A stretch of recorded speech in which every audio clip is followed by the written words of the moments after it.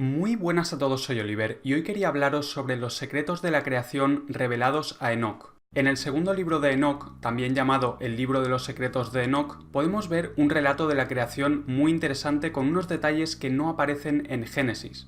Recordemos que al ser un libro apócrifo fue apartado del canon bíblico oficial, seguramente porque revelaba demasiada información. Este manuscrito comienza explicando el ascenso de Enoc a los cielos y todo lo que vio ahí arriba. Al llegar al último cielo, Dios le reveló todos los secretos de la creación, algo que ni siquiera los ángeles conocen. Empieza diciendo lo siguiente: antes de que llegaran a existir las cosas visibles, Dios era el único que se paseaba por lo invisible. Entonces pensó en poner un fundamento y creó la naturaleza visible a partir de lo invisible. Y aquí es cuando aparecen dos figuras cosmogónicas muy interesantes, llamadas Adoil y Arcas, una especie de seres primordiales que Dios utilizó en la creación del mundo. Dios ordenó que descendiera de lo invisible un ser visible, llamado Adoil, grande en extremo, y en su vientre tenía una gran luz. Y le dijo: ábrete, Adoil, y que se haga visible lo que están haciendo de ti. Al abrirse salió una gran luz que contenía todas las cosas que Dios había pensado crear. Luego puso un trono y se sentó sobre él. Esto es muy interesante porque la Biblia menciona varias veces el trono de Dios, aunque no aparece expresamente mencionado durante la creación descrita en Génesis. Luego Dios le dijo a la luz que subiera por encima de su trono y fuera el fundamento de las cosas de lo alto, y no existe cosa alguna por encima de esa luz. Esto también es sorprendente porque está diciendo que hay una luz por encima del trono de Dios y que más allá de esta luz no existe ninguna otra cosa. Es como una especie de límite de todo lo existente. De nuevo Dios ordenó que saliera de lo invisible un ser visible, y salió Arcas, duro y pesado. Dios le dijo que se hiciera sólido en la región inferior y quedó convertido en el fundamento de las cosas inferiores. Luego dice que por debajo de las tinieblas no existe ninguna otra cosa, es decir, que en las regiones inferiores también habría una especie de límite de todo lo existente. Después de crear las regiones superiores e inferiores, Dios mandó que se hiciera una combinación de luz y tinieblas, una combinación espesa y rodeada de luz. Y así es como surgió el agua. La extendió por encima de las tinieblas, por debajo de la luz, y así dio consistencia al abismo. Seguidamente Dios puso un fundamento de luz alrededor del agua y forjó 7 círculos interiores, formando algo parecido al cristal, a la vez húmedo y seco, como si fuera un vidrio. Esto es algo bastante sorprendente, el fundamento de luz que puso alrededor de las aguas. Al respecto cabe mencionar una interesante nota que aparece en la versión inglesa que yo tengo del segundo libro de Enoc y que dice lo siguiente: el fundamento de luz alrededor del agua, que es como cristal o vidrio, es probablemente una referencia al cielo. Una creencia típica de la época era que el cielo era una expansión de agua como un mar inmenso. Curiosamente esto cuadra con lo que vio Enoc en el primer cielo, un mar inmenso, mucho más grande que cualquier mar que hay en la tierra.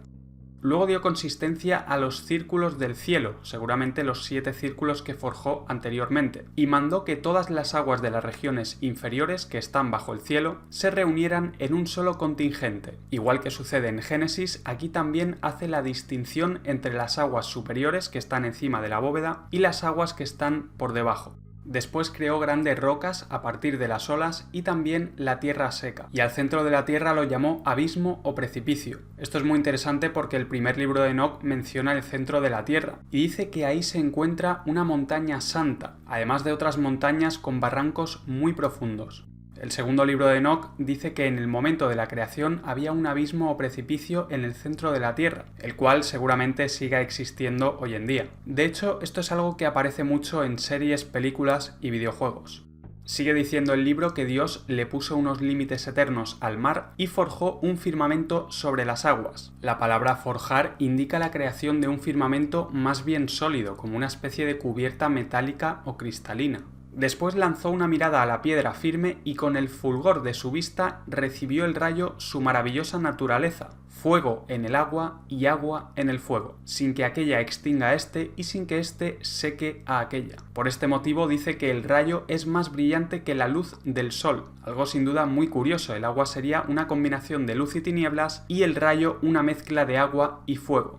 Luego dice que de la roca hizo un gran fuego y del fuego creó las formaciones de los ejércitos incorpóreos. Pero uno del orden de los ángeles, apartándose juntamente con la formación que estaba a sus órdenes, concibió el pensamiento inaudito de colocar su trono por encima de las nubes que están sobre la tierra, para así poder equipararse a Dios. Entonces Dios lo lanzó desde la altura juntamente con sus ángeles y él se mantuvo volando en el aire continuamente sobre el abismo. Evidentemente está hablando de Satanás y los ángeles caídos, que después tuvieron relaciones con mujeres humanas y engendraron los gigantes Nefilim. Al tercer día ordenó a la tierra que produjera árboles grandes, montes, hierbas y toda clase de semillas para sembrar. Es curioso que diga grandes árboles. Ya hemos hablado en algún vídeo de árboles gigantes que podrían haber existido en la época antediluviana.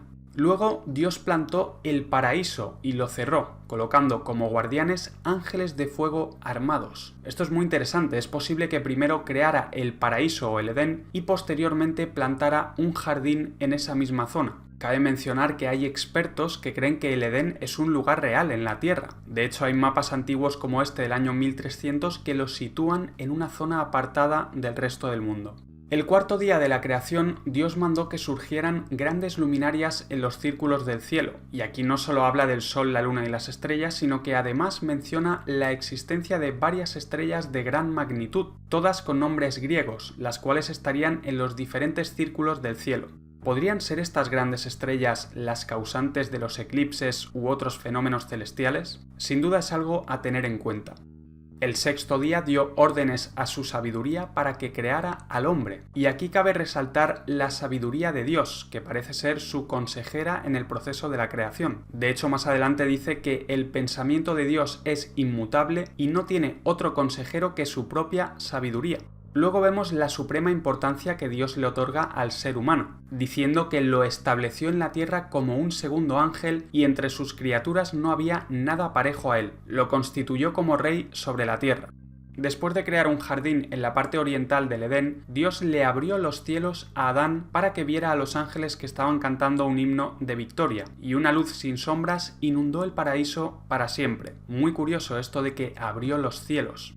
Después de explicarle todo esto, Dios le dio a Enoc una tregua de 30 días para comunicarle a sus hijos y familiares todos los secretos que le habían sido revelados. Y aquí sucede algo muy extraño. Dios llamó a uno de sus ángeles principales, tétrico y terrible, y lo colocó al lado de Enoc. Su apariencia era de color blanco como la nieve y sus manos parecían de hielo. Él refrigeró el rostro de Enoc porque no podía aguantar el miedo que le infundía el Señor, de la misma manera que no es posible aguantar el fuego de un horno. Entonces le dijo Dios: Enoc, ningún hombre podrá mirarte a la cara sin que tu rostro haya sido refrigerado aquí. Esto es realmente sorprendente, parece que la presencia de Dios es demasiado para el ser humano. Por eso en las Escrituras se dice que ningún hombre puede mirarle a la cara y sobrevivir. Al bajar a la tierra, Enoc le explica a la gente todo lo que ha visto en los cielos y hace una descripción bastante gráfica de Dios, con unos detalles muy interesantes. Dice, por ejemplo, que su cara es semejante a un hierro candente, que al sacarlo del fuego despide centellas y abrasa. Sus ojos brillan como los rayos del sol e infunden pavor a los ojos humanos, y su palabra es como un gran trueno en medio de la confusión de las nubes. Viendo esta descripción, es normal que ningún ser humano pueda mirarle directamente.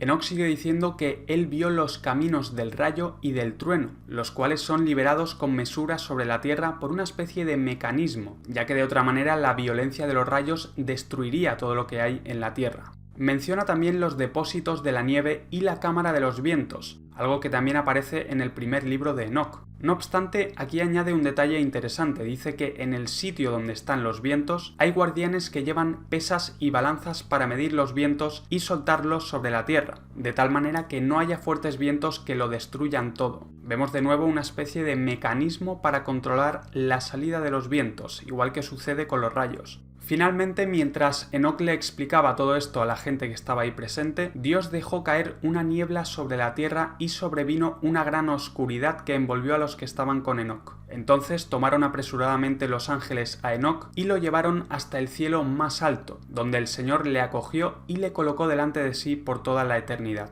Y al retirarse las tinieblas de la tierra, se hizo luz y la gente miraba sin comprender cómo Enoc había sido arrebatado. Algo realmente sorprendente, fue como una especie de abducción entre tinieblas y la gente que estaba ahí presente no sabía muy bien cómo había ascendido. Y aquí termina el viaje de Enoc en la tierra, después de haber sido arrebatado a los cielos durante 60 días. En ese tiempo escribió 366 libros con todo lo que Dios le había revelado. Luego bajó a la tierra para entregarle los libros a sus hijos y finalmente fue arrebatado de nuevo al cielo para permanecer ahí durante toda la eternidad. Sin duda una historia increíble y una información muy reveladora acerca de la creación de nuestro mundo. Si eres nuevo al canal, suscríbete ya que seguiré hablando sobre estos temas. Y como siempre, muchas gracias a todos por estar ahí y hasta el próximo vídeo.